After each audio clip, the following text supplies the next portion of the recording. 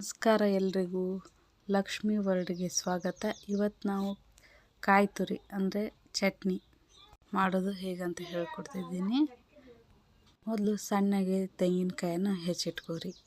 ಅದಕ್ಕೆ ಒಂದು ಮುಟ್ಟಿಗೆ ಪುಟಾಣಿ ತಗೋರಿ, ಬೆಳ್ಳುಳ್ಳಿ, ಕರಿಬೇವು, ಪುದೀನ, ಜೀರಿಗೆ, ಅಲ್ಲ ಇದ್ರೆ ತಗೋರಿ. ಅಲ್ಲ ಅಂದರೆ ಶುಂಠಿ ನೋಡ್ರಿ.